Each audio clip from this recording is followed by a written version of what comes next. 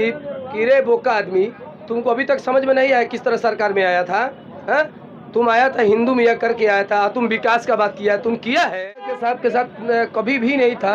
मैं शहाबुद्दीन साहब के था, शहाबुद्दीन साहब चले थे, उनके आखिरी नेता लालू प्रसाद यादव जी थे और उनकी आखिरी पार्टी राष्ट्रीय जनता दल थी। तो मैं उनकी बातों को, उनकी फॉलो को मैं करके, आस्था का मामला जब आता है तो अच्छे का लोग पीछे हट जाता है, लेकिन जब आस्था हटेगा, क्योंकि पापी पेट का सवाल मौजूद है सिवान लोकसभा क्षेत्र में और यहाँ पे चुनाव को लेकर सरगर्मियाँ काफी तेज है। हमारे साथ अपने बयानों को लेकर हमेशा सुर्खियों में रहने वाले बंटी जी उर्फ कैफ जी के नाम से जाने जाते हैं, इनसे बात करेंगे और जानने की कोशिश करेंगे कि चुनाव को लेकर किस तरीके से तैयारियां चल रही है, ये जानते हैं। सबसे पहले हमारे चैनल में आपका बहुत स्वागत है। आपका भी अल्लाह करे आप और आगे बढ़िए, मेरी यही शुभकामना आपके साथ।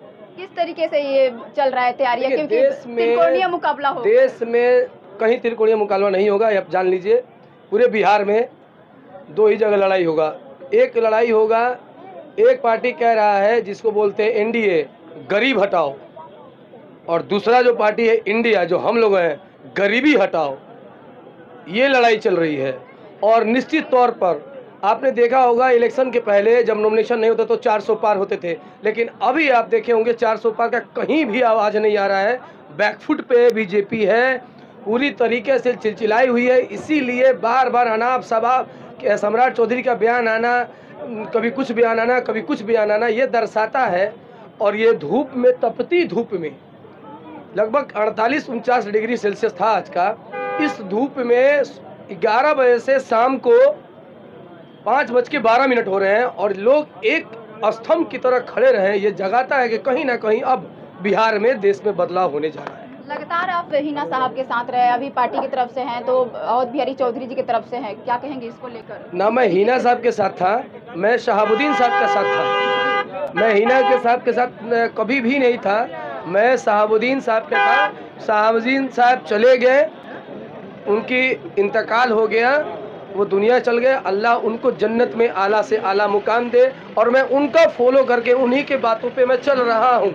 जैसे उनके आखिरी नेता लालू प्रसाद यादव जी थे और उनकी आखिरी पार्टी राष्ट्रीय जनता दल थी, तो मैं उनकी बातों को, उनकी फॉलो को मैं करके चल रहा हूँ। और जो नहीं मान रहे हैं उनकी बातों को, वो नजरअंदाज कर रहे हैं, उनको नहीं मान रहे हैं। एक तरफ तो एनडीए वाले कह रहे हैं कि इस बार 400 पार हो जाएगा, महागठबंधन वाले कह रहे हैं कि इस बार मोदी जी का सफाया हो जाएगा, इसको लेकर क्या? मोदी जी की गारंटी है।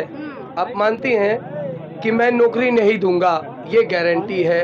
मैं 15 लाख नहीं दूंगा, ये गारंटी है। डिजिटल इंडिया नहीं बनाऊंगा, ये गारंटी है।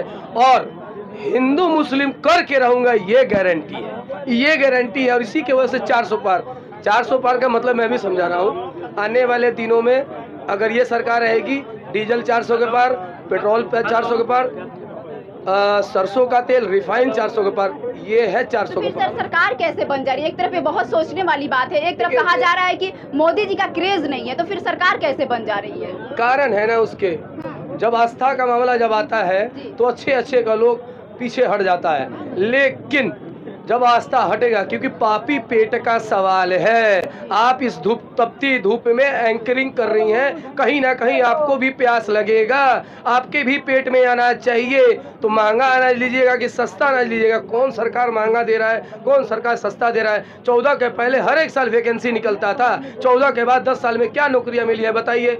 तो वक्त है। और जो इन्होंने चुनाव लड़ा 2014 से लेके अब तक, डोनाल्ड ट्रंप के बताए हुए रास्तों पे चला।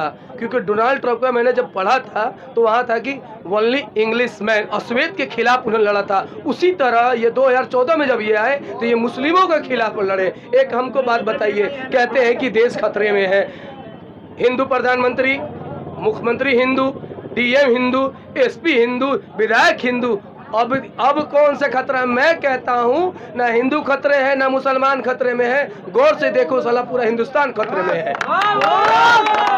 मोदी जी ये भी कह रहे हैं कि अगर इंडिया गठबंधन की सरकार बनती है तो महिलाओं का मंगलसूत्र छीना जाएगा, इसको लेकर क्या कहेंगे? देखिए, आपसे बोला ना कि जब भी अभी शुरू में, अभी 10 साल के बाद वो नागपुर में गए थे, तो वहाँ से उनको मिला है कि कीड़े बोका आदमी, तुमको अभी तक समझ में नहीं आया किस तरह सरकार में आया था।